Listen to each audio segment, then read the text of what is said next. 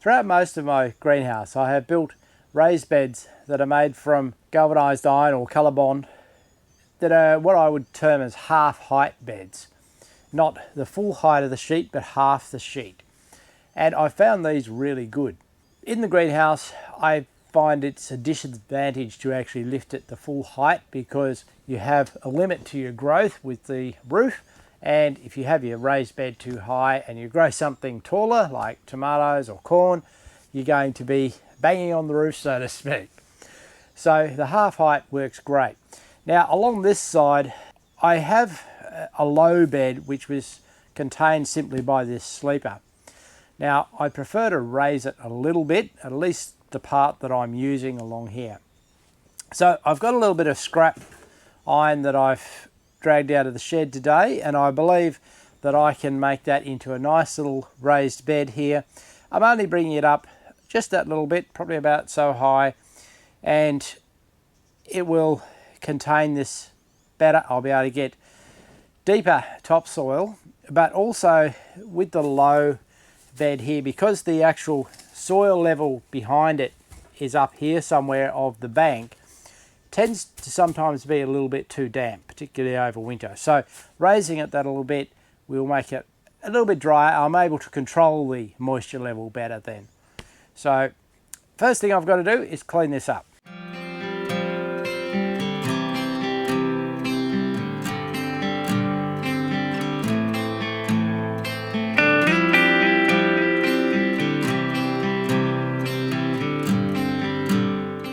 Now that it's clean, I can get a bit of better idea what I'm working with and how I'm going to actually build this. I moved the volunteer parsley plants away from here because I need to come in the hope that I can actually transplant them back in along the front here later.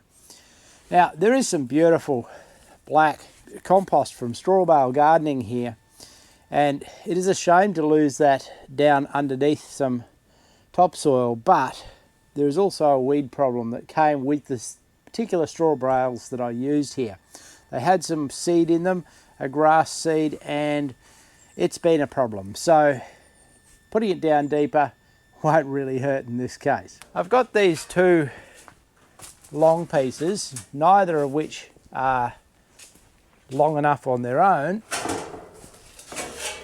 but together they will do it very nicely. I'm going to put the grey, which is normally the underside of your iron, on the outside. That way it'll be fairly uniform along the front. The colour can go on the inside. The colour is more durable, so it does make sense in a way to put that in where you're growing, where it is going to actually get more potential stress on it in terms of tool damage and that type of thing. Now I've got one problem here where I've used a block to actually join the sleeper, and while that's there it's going to stop me coming in nice and close, whereas you'll see here this I can put in behind the sleeper and that will be really good. So I'm going to have to try and pull that out. Well, that's not going to be easy. Only one of the screws came out, just one. The other ones won't budge at all. So I'm going to have to find another way to cut this off and get rid of it. I'm going to cut it off with the power saw. I'm only really feeling safe to do this because I can actually see the end of the screw just poking through on the inside, and that means I can safely avoid it. I'm cutting the top part off, hoping that I can then get the screw off once it's loose, or split it off, and the bottom part can stay there because it won't interfere with what I'm doing. So now I've got a clear run at it, I can work it out. These two will go together really nicely across the front, and they'll have some overlap which will actually strengthen it a little bit. I have some offcuts of flashing, which of two of these that will make the corners really nicely. Black and grey I think will look quite smart. So because it's a lot shorter one side than the other, this I'm only using scrap, I can't change that, there's quite sufficient here if I pop rivet this through to get that piece, but the piece that's coming in this way will need to be on the inside. It's going to have way more than you actually need. You only probably need, well, it's about 50 there, and probably about 75 there would give the same. So 2 inches by 3 inches would be just fine. I've often used, I think, 3 by 3 corner pieces on other garden beds, and pop riveted in, they hold really well. So I just need to cut. I've got a short piece that'll cut both ends. I need to cut it for this length, and I can then start pop riveting. I'm going to fasten it onto this piece of wood. If you use wood in conjunction with corrugated iron, it's okay providing the wood is on the outside, not within the garden bed. I've used that extensively on my main garden beds where I've got wood as the reinforcement, but it's all on the outside of the iron. The inside is just the iron, because otherwise the wood is going to rot a lot faster and your beds are going to break down. So I can use this piece on the outside as my attachment. This back wall has been here for a long time. Yes, it is going to be a little bit, it's probably going to give way at the bottom before this does. It works as a retaining wall, so I really can't change that significantly. So this is going to be good. So I'll cut this piece and we can start putting it together. Okay, I've got a measurement of 650. I'll need to deduct 20 millimeters for this one to come in, so I'll cut it at 630. And that's looking fairly good, like that. I'll just need to adjust the height of this because this is a bit higher than necessary. Would just push it down into the ground even, it wouldn't hurt to be just like that. Up here I have the issue that I've got a steel post and then a piece of wood. I'm not certain that I'm going to be able to fit it in between. So here's the solution I came up with. In the corner here I've got another piece of scrap that I can pop rivet it onto, and I can then come and screw that onto the wood, and then I'll be able to nicely fit these two together. The piece of wood in the corner though is still an issue, and I'll have to find another piece of scrap that I can cover that timber over, because I really, as I said, don't want that in the garden bed. So I'm going to begin putting these together now by pop rivets, and so I simply drill and pop rivet on the high points, and it comes together nice and quickly. Now you do need to pop rivet, because you're only using pop rivets and they're light, you do need to do it at every ridge.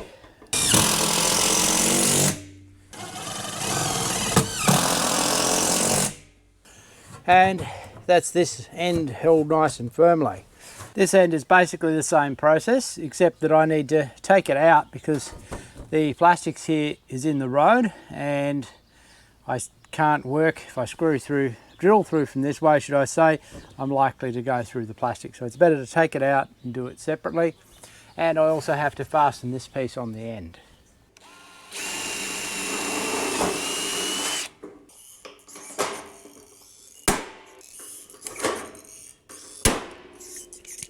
So with that together, I can now screw this end in, and yes, I did pre-drill some holes in here to make it easy to come through.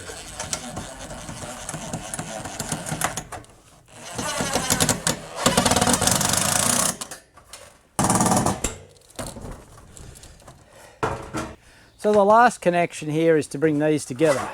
The actual widths of these two is a little different, but they both come below this board, which is good. So I can simply bring them together and pop rivet them in a couple of places, and I'm going to get a nice firm hold there. Now that I've pop riveted everything together, it's looking fairly good.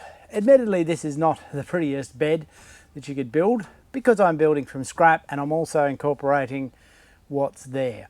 If you're working with materials that are newer or more consistent, you're naturally going to get a much better appearance. Now, there's an important thing here. Being so long, I've got this floppiness. Now, if I just filled that with soil, it's going to bow out like that, and it's going to look more like a boat than a garden bed. Now, there's a couple of ways that people get around this. One is to actually put wires across between them, putting holes through and just wiring them together. That's a very cheap and simple way of doing it. Personally, I'm not a big fan, because if I do dig in here for any reason, I'm going to encounter the wire, and I prefer not to do that. My preferred method of stopping this happening is to have a support on the outside, and that's what I've used on the other beds here in the greenhouse. However, in this case, of course, I've got the wood in the road, so I can't put one down on the outside. The outside is really the ideal, because it means that you're actually going to be supporting it all the way. But what I'm going to do instead is go in the inside, driving it into the ground, and then I have to screw it on to this so that it's going to hold. And I need to do that in a fairly secure way. Now, I've got a couple of pieces of water pipe, pretty heavy duty stuff. You need to drive it fairly deep into the ground so that it really is going to hold and not bow. And look, I prefer a square because it's much easier to screw into, but this is what I've got, and I'm trying to do this without having to go and buy more materials. How far apart do you need these to be? Well, in my experience, at this height, anything up to about 1.2 meters or 4 foot is okay. Don't go further than that or you'll get some bowing. Around about 1 meter is probably ideal. I'm going to be close to about the 1.2 meters on this with these two.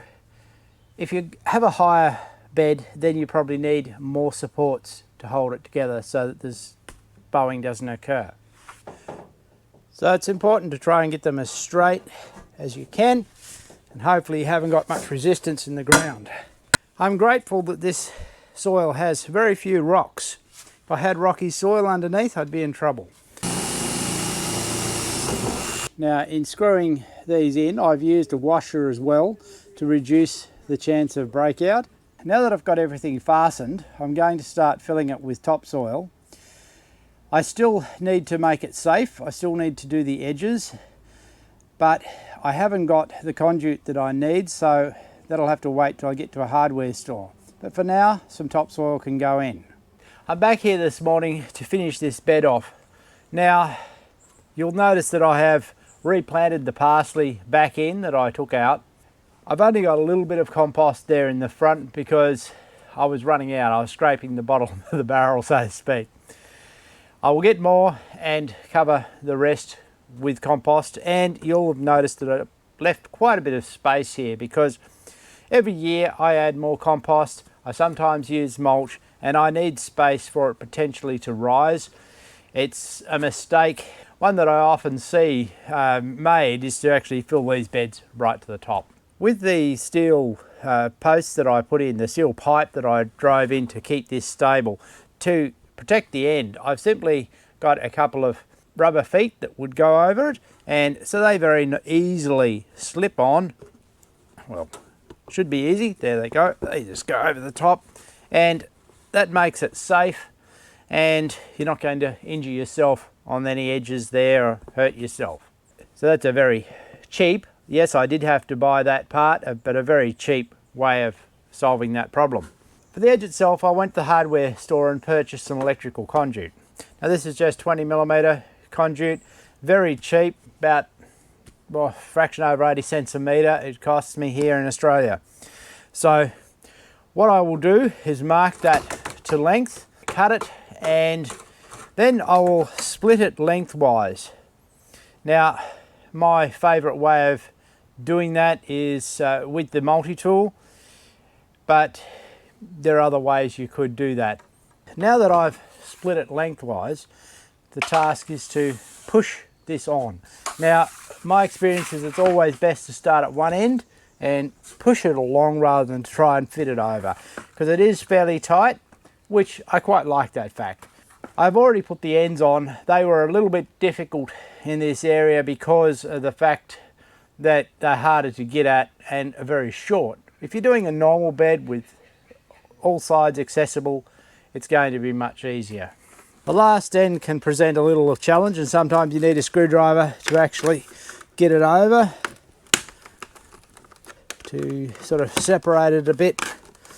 It's a bit harder when you've got this in already, but always one corner is going to be difficult like this. I think I'm a little bit too long. It's part of the problem.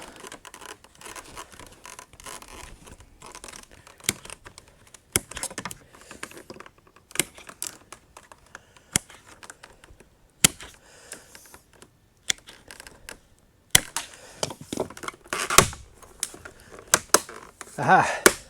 So, there it is. A little bit of a file here to make it a bit tidier will be good. You can put silicone around these corners to make them a bit softer and smoother, but that's not too bad. Now the final thing I do is to put some screws into these to stop it coming off. Do this every half metre, something like that, will make sure it stays on quite well. So that's the build completed for this raised bed, and mostly it was scrap. Certainly all the iron was scrap. What did I buy? I bought some conduit and of course had to pay for some pop rivets and some screws. What did it cost me? Probably $10–12 at the most. Hopefully that has given you some ideas how you can build raised beds really cheaply. Yes, you may have to go and buy some iron, but usually you can buy some second-hand iron or some second grade iron quite cheaply. Offcuts are often available that are unwanted and can be used for garden beds. But once I get some more compost here, I'll be ready for some spring gardening. I hope to plant some tomatoes in here and probably some basil as well, so it should produce really well.